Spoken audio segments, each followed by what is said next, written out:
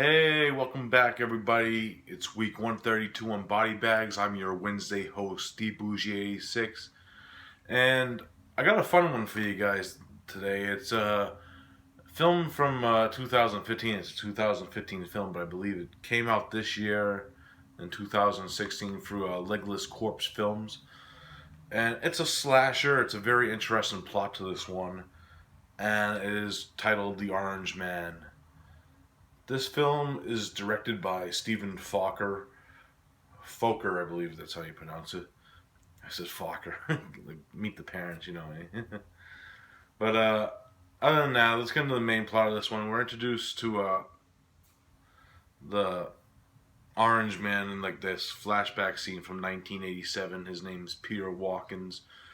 He's going around trying to sell his oranges to suppliers, but they're all like denying him. And he finally snaps and starts a killing spree.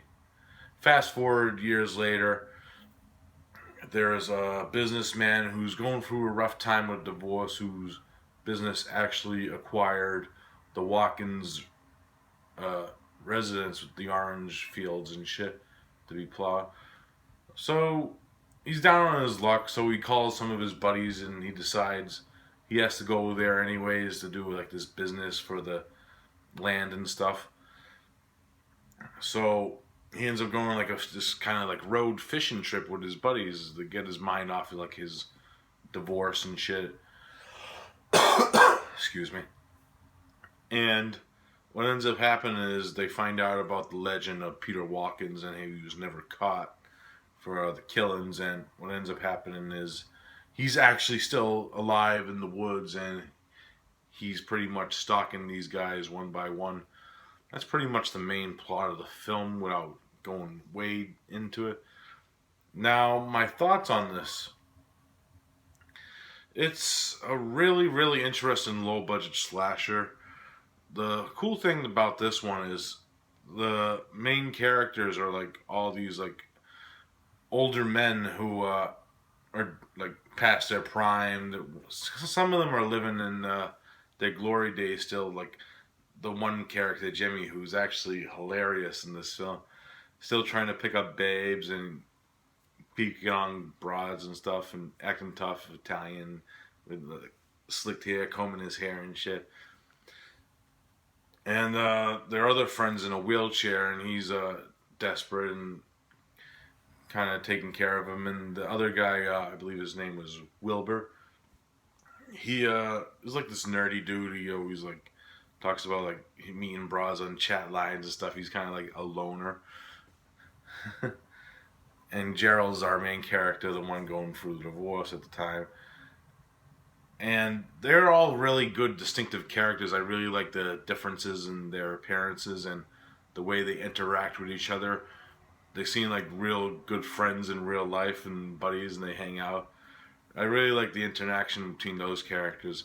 The acting of those characters was actually really, really good. There's some shaky performances, I won't lie, in the film.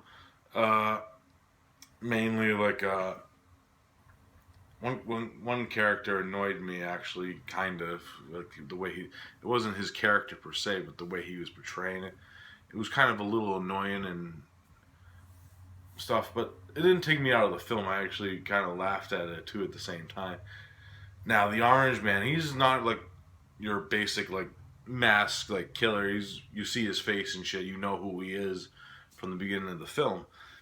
He's pretty much just got his weapons of choice is because he has a hook for a hand on one hand, and he carries a bag of oranges pretty much, and he uses those to his advantage. And it's kind of funny in some of the scenes and the kills. The kills aren't totally graphic, too graphic. They're not over the top like gory and shit.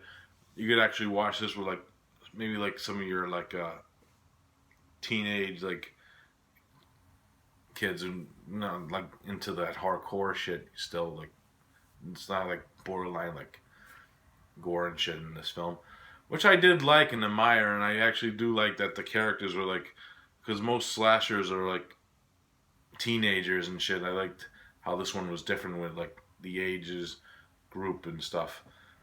It's a little different because the way they would attend to these situations and shit. Especially one of them's in a wheelchair and shit.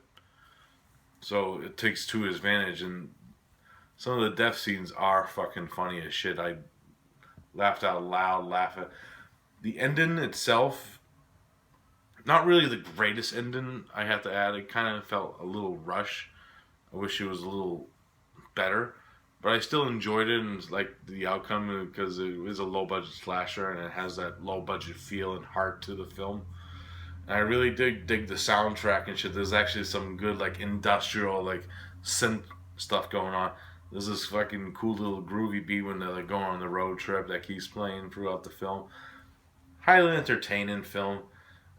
If you haven't seen this yet, I say pick it up. It's a really fun line. If I had to rate it, I'd give it a solid 7 out of 10. It's a very decent low budget slasher that I think a lot of like fans of like slashers and the indie scene will love. I'm gonna leave the link for how to pick this up. This is a limited Blu-ray release of this. I know there is copies left. I'll leave the link for this.